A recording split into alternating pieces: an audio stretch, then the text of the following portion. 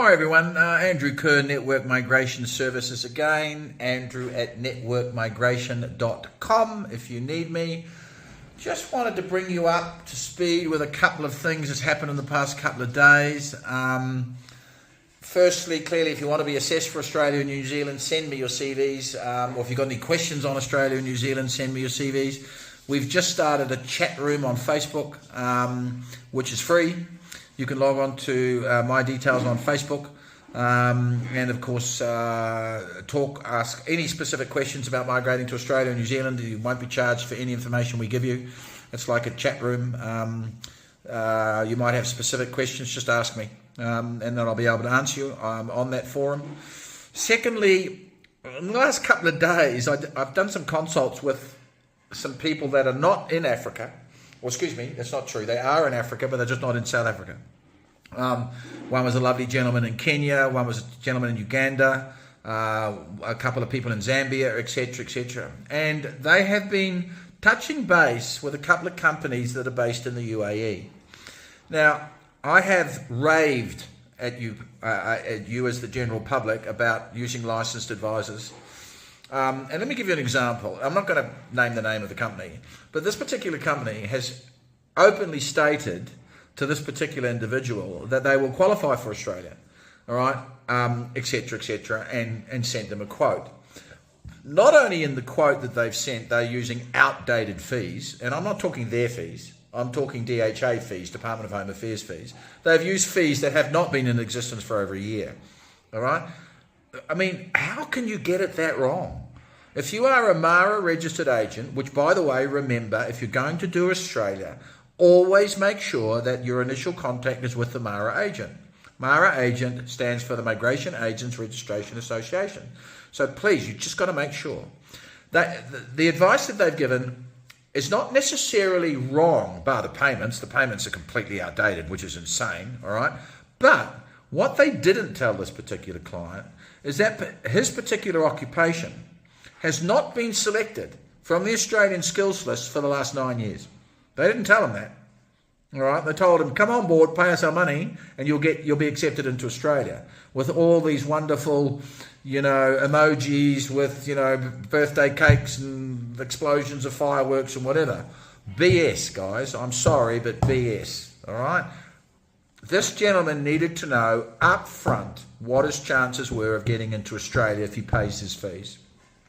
Not only have I now clarified that with him, and I said I'm happy to lodge an Australian application for him, but he probably will not be selected, and therefore, if that's the case, I will switch his application to New Zealand. All right? Because as you're aware, if you've been watching my blogs, I'm licensed for both countries. So it's very, very important you get the full depth of it. Of, okay, yes, I am a such and such ANSCO code, and this is what I do, but can you please tell me the last time that these particular occupations have been selected? Ask these questions. But please, always make sure you're using a licensed advisor. And then they went on, the same company, by the way, went on to promote this particular gentleman into New Zealand. Well, they're not licensed for New Zealand. All right, they went on to explain their Canadian license registration number. All well and good, they're licensed for Canada, but they're not licensed for New Zealand, and they are not allowed to give immigration advice if they're not licensed for New Zealand. It is breaking the law.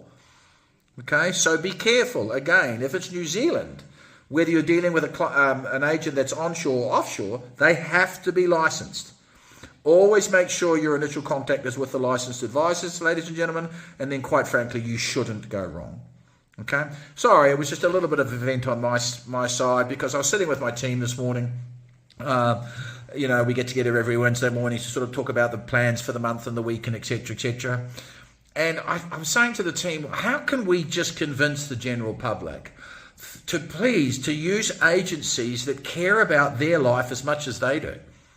Okay, and Desiree, who was in New Zealand at the time, said to me, Andrew, we get people coming back to us, to Network Migration Services, because we do care. All right? We're not perfect, ladies and gentlemen. Everybody has issues. Everybody can make a mistake here or there or whatever. But we will own up to our mistakes. We will work with our clients no matter what they do. But we will be fully transparent with our clients from beginning to end. And that's what you need, guys, transparency. This is a huge exercise. It's one of the biggest things you'll ever do in your lives. And it's one of the most expensive things you'll do in your lives. So please make sure you're dealing with the right people. It's student visa time.